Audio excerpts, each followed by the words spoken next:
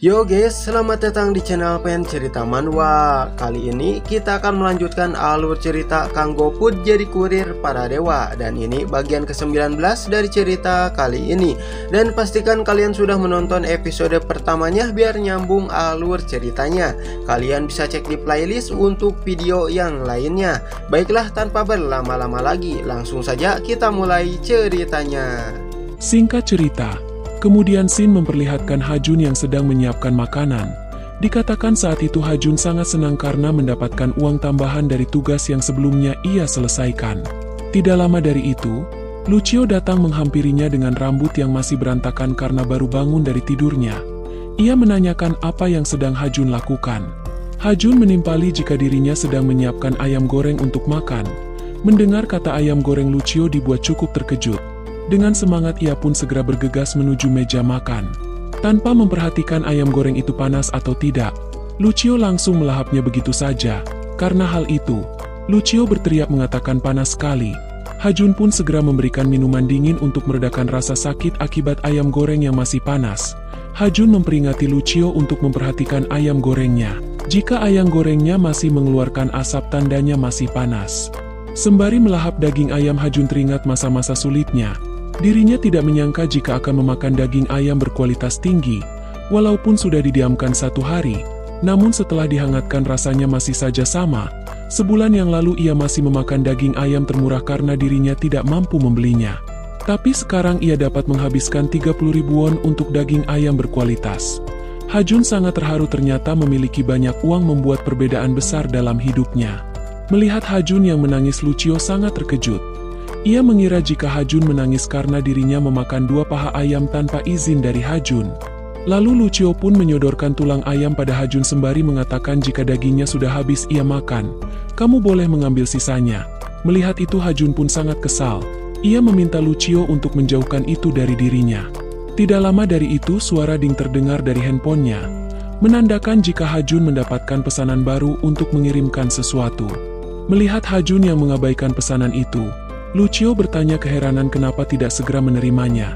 Mendengar itu Hajun meminta Lucio untuk tidak terburu-buru. Kita selesaikan makannya terlebih dulu. Sebelumnya aku selalu dengan cepat menerima pesanan itu tanpa memperdulikan situasinya. Waktu itu aku sangat khawatir jika tidak menerimanya tidak akan ada lagi pesanan. Tapi sekarang aku memiliki 10 miliar won di rekening bank dan juga memiliki banyak poin yang tersisa. Kemudian Shin berpindah memperlihatkan suatu perkotaan yang sedang kebakaran.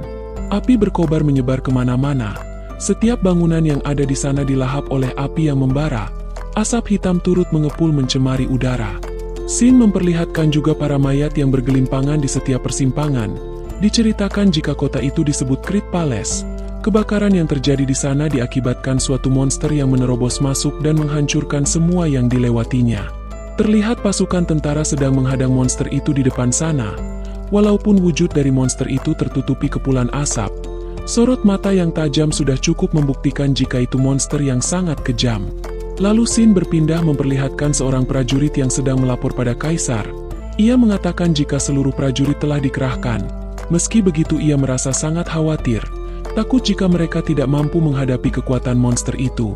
Lalu prajurit itu meminta kaisar untuk segera pergi dari sana sebelum monster itu menemukannya. Mengabaikan apa yang prajurit itu katakan, kaisar berteriak menanyakan bagaimana dengan sang pahlawan. Apa sang pahlawan telah dipanggil? Prajurit itu menimpali jika mereka sudah mengirimkan unit rider pada orang yang dapat dengan cepat bertemu dengan pahlawan. Namun itu akan memakan waktu setidaknya 3 hari lagi untuk mereka kembali ke sini. Tepat setelah mengatakan itu, mereka berdua dikejutkan dengan getaran hebat dan dentuman kuat dari tembok di sampingnya. Tidak lama ledakan besar terjadi dari arah tembok itu dan setiap bongkahan tembok terpental kemana-mana. Tepat setelah itu, sesosok monster yang menyerang istana muncul di hadapan mereka. Perawakannya kekar dan juga besar. Tanduk dan telinganya runcing dengan 2 anting yang menghiasinya. Sorot matanya menyala tajam membuat tatapannya terlihat menyeramkan. Kemudian Shin berpindah ke kediaman Hephaestus. Terlihat kediaman itu memiliki sedikit perbedaan dari sebelumnya. Selain suasananya yang sunyi, tempat itu seperti tidak ditempati. Lampunya tidak menyala menandakan tidak ada orang di dalam sana. Hajun yang baru tiba di sana dibuat bingung karenanya. Sudah cukup lama ia memanggil penghuni di sana, namun tidak ada yang menimpali perkataannya. Lucio mengira karena keterlambatan mereka Hephaestus pergi dari sana. Mendengar itu Hajun mengatakan jika itu salah Lucio. Jika saja Lucio menyimpan potongan terakhir ayam gorengnya kita tidak akan terlambat seperti ini. Lucio menimpali jika dirinya tidak akan menyia-nyiakan makanan. Tepat setelah itu Hajun dibuat cukup terkejut dengan handphonenya yang terus berdering tanpa henti. Hajun mengira jika ada sesuatu yang mendesak. Tidak lama dari itu Lucio meminta Hajun untuk melihat ke depan sembari menarik celana Hajun. Aku pikir kita dalam masalah besar. Melihat itu Hajun pun dibuat cukup terkejut. Ia dibuat kebingungan dengan apa yang terjadi pada Hephaestus. Kenapa hari ini dia terlihat begitu menakutkan? Apa dia benar-benar marah padaku? Terlihat penampilan Hephaestus yang sangat menyeramkan. Tatapannya tajam dengan aura merah yang mengepul mengelilingi tubuhnya. Akhirnya kamu datang juga. Lalu Hajun menanyakan apakah Hephaestus memanggilnya untuk tugas pengiriman. Hephaestus menjelaskan alasan dirinya meminta jasa Hajun. Dikatakan jika mereka sedang mendapatkan masalah mendesak yang harus diselesaikan. Namun tugas yang akan diberikan pada Hajun tidak akan mudah. Lalu Hephaestus mengajak Hajun masuk ke dalam untuk melanjutkan pembicaraan. Setelah berada di dalam Hephaestus kebingungan harus memulai pembicaraan dari mana. Dirinya sangat dilema karena permasalahan yang sedang menimpanya. Dengan bingung Hajun meminta Hephaestus untuk mengatakan semua yang ada di pikirannya. Aku akan mendengarkan apapun yang kamu katakan. Aku janji akan menangani masalah yang kamu hadapi. Lalu Hephaestus menanyakan apakah Hajun masih ingat dengan percakapan dirinya dan Freya setelah Hajun kembali dari Helheim. Hajun pun mengiyakan. Bukankah kamu memintaku untuk berpura-pura tidak mendengarnya? Hephaestus menjelaskan. Sebelumnya ia mengira jika para dewa Olympus dapat menangani masalah ini. Namun situasinya semakin serius. Dikatakan jika 12 dewa Olympus telah berkumpul untuk membahas kejadian yang melibatkan monster tentakel, mereka juga menemukan sebuah fakta dari hasil investigasi dalam diskusi mereka. Makhluk-makhluk itu tidak hanya menyerang dunia mitologi, tetapi makhluk itu juga menyerang dunia bawah seperti bumi. Sehingga membuat para dewa merasa terkekang karena hukum sebab akibat membelenggu mereka. Bagaimanapun makhluk ilahi tidak diizinkan untuk ikut campur dalam peristiwa yang terjadi di bumi. Namun beruntungnya makhluk-makhluk itu tidak bisa bergerak semena-mena seperti yang mereka inginkan. Untuk saat ini yang mereka lakukan hanyalah merawat benih yang sudah tertanam dan membiarkannya tumbuh sedikit demi sedikit. Mendengar semua perkataan Hephaestus Hajun menjadi kebingungan. Ia menanyakan mereka itu siapa dan apa yang dimaksud dengan benih itu. Dengan heran Hephaestus balik bertanya, apa kamu benar-benar tidak tahu? Di saat Hephaestus menjelaskannya, tiba-tiba anomali yang tidak biasa terjadi di sana.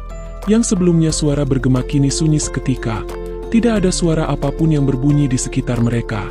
Tepat setelah itu Hajun pun dibuat kebingungan karena tidak bisa mendengar apa yang Hephaestus katakan.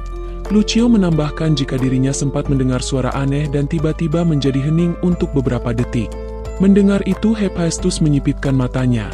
Sepertinya aku tidak bisa mengatakan apapun pada anak ini. Dikatakan bahwa ribuan tahun yang lalu para dewa bersatu untuk menyegel keberadaan makhluk itu sepenuhnya. Tidak heran jika menyebutkan namanya saja dilarang. Lalu Hephaestus mengatakan kamu akan mengetahui semuanya setelah waktunya tiba. Karena apa yang aku minta darimu berkaitan dengan itu. Kemudian Hephaestus mengutarakan tugas yang akan Hajun laksanakan. Ia meminta Hajun untuk mencari tahu penyebab unit Kret terlambat memberikan persembahan pada mereka. Dan juga Hajun akan diberi kompensasi yang layak untuk pekerjaan ini. Mendengar itu Hajun sedikit keheranan. Kalau hanya persembahan mungkin ada alasan dibalik keterlambatannya. Lalu Hajun menanyakan kenapa bisa hal itu menjadi sangat mendesak. Lucio menimpali jika itu dari kerajaan lain mungkin tidak masalah. Tapi ini dari Raja Minos, keterlambatan darinya tidak bisa diterima. Mendengar itu Hajun semakin heran kenapa Lucio bisa mengetahui tentang itu. Lucio menceritakan sebuah kisah yang sudah diketahui banyak orang. Sebuah kerajaan yang dipimpin oleh Raja Minos yang membawanya ke dalam kekacauan. Kekacauan itu terjadi karena Raja Minos menentang Poseidon dengan menolak mengorbankan banteng suci yang dikirim untuk menghormati sang dewa. Saat Hajun berkata mungkinkah maksudmu, Lucio segera menyela. Benar. Labirin terkenal di mana siapapun yang masuk akan tersesat selamanya. Ini tentang kisah labirin yang mengerikan dan Minotaur yang terkurung di dalamnya. Singkat cerita beberapa waktu setelah itu, Sin memperlihatkan Hajun yang sedang mengendarai motornya di atas air laut. Dikatakan setelah Hajun mendengar semua ceritanya ia pun menerima permintaan Hephaestus. Tidak lama dari itu Hajun dibuat sangat panik saat sistem mengingatkan jika durasi waterbubnya tersisa 30 detik. Hajun tidak menyangka jika dirinya akan melupakan sesuatu yang penting seperti ini. Efek helm Kiene akan berkurang jika digunakan untuk melintasi air. Ia pun menjadi kebingungan dengan apa yang harus ia lakukan sekarang. Beruntungnya tidak lama dari itu ia melihat sebuah pulau di depannya dengan hutan yang menghiasinya. Setelah sampai di tepi pulau itu Hajun merasa sangat lega. Ia tidak tahu apa yang akan terjadi jika efek waterbubnya habis sebelum menemukan pulau. Lucio pun mengomentari Hajun yang melupakan durasi penggunaan helm Kiene-nya.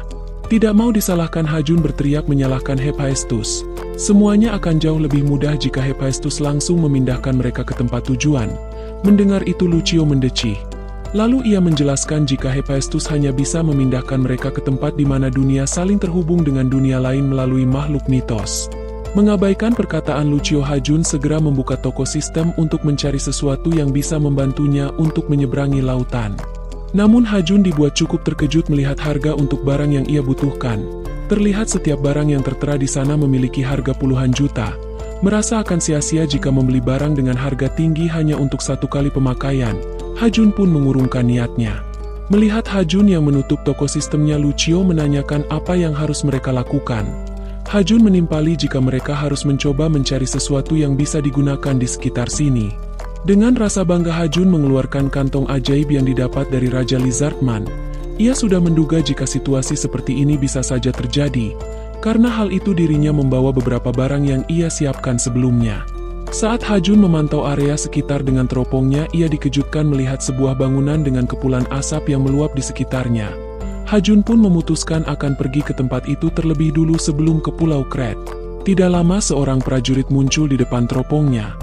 Prajurit itu menanyakan siapa mereka berdua. Ternyata prajurit itu tidak sendirian.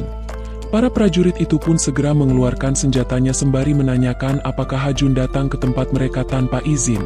Walaupun senjata prajurit itu ditodongkan padanya, Hajun tetap tenang karena dirinya sudah terbiasa tertangkap oleh penjaga seperti itu. Lalu Hajun meminta prajurit itu untuk tenang, karena dirinya mampir sebentar hanya untuk mencari perahu untuk pergi ke Pulau Kret. Mendengar Hajun akan pergi ke Pulau Kret, prajurit itu sangat terkejut. Ia menanyakan apakah Hajun tidak tahu apa yang telah terjadi di sana. Tiba-tiba seseorang menghentikannya. Saat prajurit itu menoleh, ia sangat terkejut melihat orang itu. Ia tidak menyangka jika Theseus ada di tempat mereka. Mendengar kata Theseus, Hajun juga terkejut. Ia juga mengetahui siapa itu Theseus. Dia adalah seorang pahlawan Yunani legendaris yang mengalahkan Minotaur. Dikatakan jika dia adalah sosok pahlawan yang terkenal dan juga dikenang karena berhasil mengalahkan Minotaur dan keluar dari labirin. Dia adalah Raja Athena yang dengan bantuan banyak dewa dia telah melakukan berbagai petualangan yang luar biasa.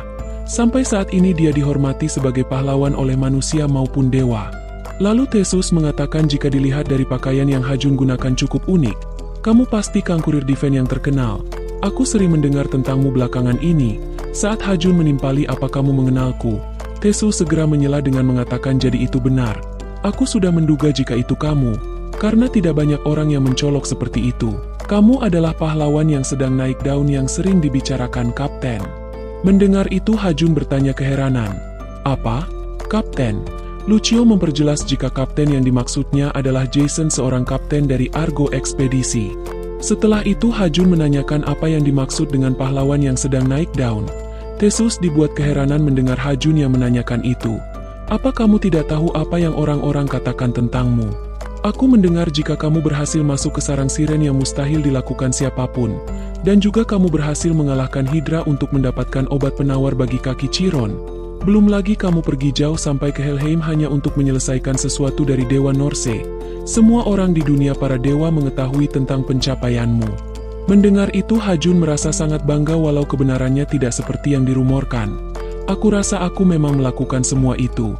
Merasa penasaran, Lucio menanyakan apakah mereka menceritakan tentang dirinya juga. Theseus menimpali bahwa dirinya tidak yakin. Sepertinya aku pernah mendengar sesuatu tentang pahlawan yang sedang naik daun ini didampingin peri kecil Lucio. Mendengar itu Lucio pun sangat kecewa. Ia tidak menyangka jika dirinya hanya dikenal sebagai pendamping. Hajun menyindir Lucio dengan mengatakan bahwa Lucio harus lebih bekerja keras lagi. Lalu Theseus meminta Hajun untuk membaca kertas di tangannya. Sebelumnya ia mendengar jika Hajun akan pergi ke Pulau Kret. Karena Hajun tidak bisa membaca tulisannya, ia meminta Lucio untuk membacakannya apa yang tertulis di dalamnya. Lucio mengatakan sepertinya ini semacam peringatan yang mengatakan mimpi buruk dari labirin telah kembali dan mengancam Kret lagi. Mendengar itu Hajun dibuat sangat terkejut. Ia bertanya-tanya bukankah Theseus sudah mengalahkan Minotaur itu sejak lama. Lalu Theseus menjelaskan kebenarannya jika dirinya tidak menghabisinya melainkan menyegelnya di dalam labirin itu. Namun ia tidak mengetahui bagaimana segel itu bisa rusak. Lalu Theseus mengajak Hajun untuk pergi bersama karena dirinya juga akan ke sana untuk mengalahkan Minotaur dan menghabisinya untuk selamanya. Dengan penuh tekad dan keyakinan Hajun pun menyanggupi ajakan Theseus. Meski Hajun mengatakan itu, ia berharap jika dirinya tidak berhadapan dengan monster. Tapi Hajun menyadari jika begitulah kehidupan. Kamu tidak selalu mendapatkan apa yang kamu inginkan.